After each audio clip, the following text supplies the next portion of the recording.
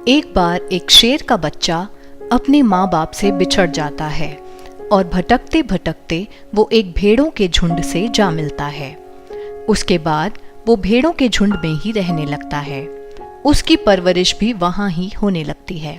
इस प्रकार वो शेर का बच्चा भेड़ों के झुंड में ही बड़ा होता है। एक बार भेड़ों का शिकार करने एक बब्बर शेर आता है तो सभी भेड़ें शेर को देखकर भागने लगती हैं। वह शेर का बच्चा भी उन्हीं भेड़ों के साथ ही भागने लगता है।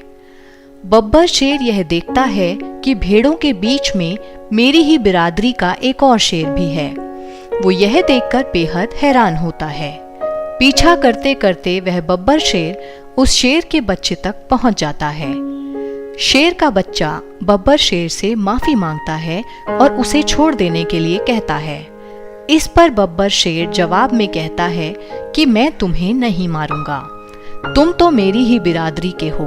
बहुत समझाने पर भी शेर के बच्चे को बब्बर शेर पर विश्वास नहीं होता।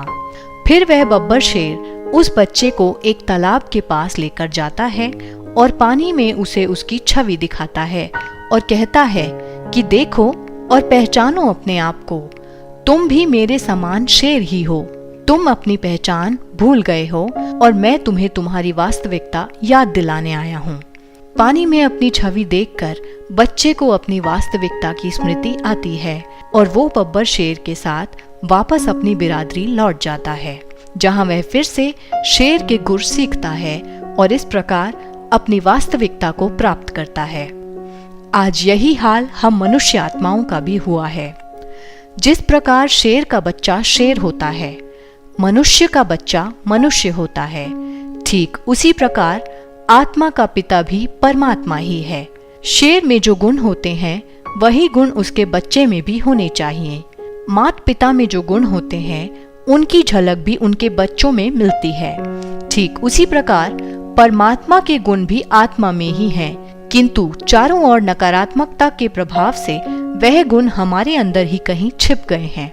राजयोग के अभ्यास से हम उन गुणों को अपने अंदर उजागर करते हैं। इस अभ्यास के लिए यह सोचना चाहिए कि मैं आत्मा ज्योति बिंदु परमात्मा शिव की संतान हूँ, जो शांति के सागर हैं, प्रेम के सागर हैं, आनंद के सागर हैं और सर्वशक्तिवान हैं। और मैं आत्मा भी अपने पिता ही की तरह मास्टर शांति का सागर हूँ, मास्टर प्रेम का सागर हूँ, मास्टर आनंद का सागर हूँ और मास्टर सर्वशक्तिवान हूँ। इस तरह के विचारों में रमन करते हुए मन को स्वयं के एवं परमात्मा के गुणों पर एकाग्रचित करें। जब मन इस प्रकार की स्मृति में स्थित होगा तब सांसारिक संबंधों और वस्तुओं का आकर्षण अनुभव नहीं होगा। जितना परमात्मा द्वारा सिखाए गए ज्ञान में निश्चय होगा, उतना ही व्यर्थ विचार एवं लौकिक संबंधियों की याद मन में नहीं आएगी। परमात्मा की याद में अपने मन को टिकाने के लिए हमें 3 चीजों का पता होना जरूरी है, जो हैं स्नेह, संबंध और स्मृति। अब इसे जरा समझ लेते हैं। याद भी उसी को किया जाता है जहां दिल का स्नेह होता है, इसलिए स्नेह ही याद का पहला आधार है। इसके अतिरिक्त किसी को याद करने के लिए उससे संबंध होना भी जरूरी है।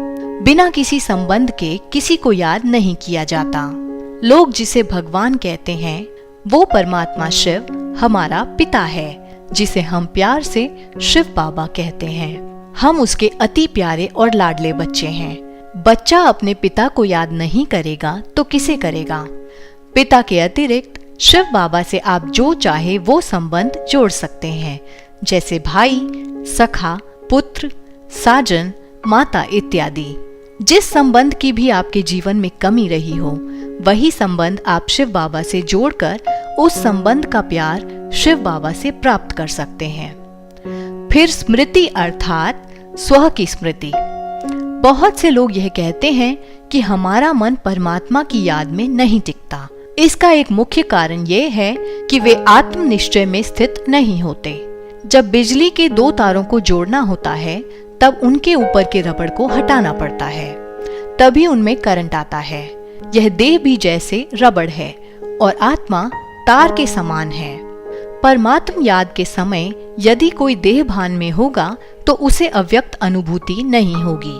उसके मन की तार परमात्मा से नहीं जुड़ सकती। इसलिए देह सहित देह के सर्व संबंधों को भूलकर आत्मिक स्वरूप में स्थित होकर परमात्मा शिव की स्नेह युक्त स्मृति में रहना ही वास्तविक योग है। मन चंचल होने के कारण काम, क्रोध, लोभ, मोह, अहंकार, शास्त्र और गुरुओं की तरफ भागने लगता है, लेकिन अभ्यास के द्वारा हमें इसको एक परमात्मा की याद में ही स्थित करना है। आशा करते हैं आज आपने राजयोग के आधार एवं विधि को बेहतर तरीके से जाना होगा। ध्यान दें, राजयोग का साप्ताहिक कोर्स अपनी समाप्ति की ओर बढ़ रहा है। यदि आपके नजदीक कोई ब्रह्मा कुमारीज केंद्र है तो आप वहां अवश्य जाएं। इससे आपको जीवन जीने की कला सीखने को मिलेगी। ओम शांति।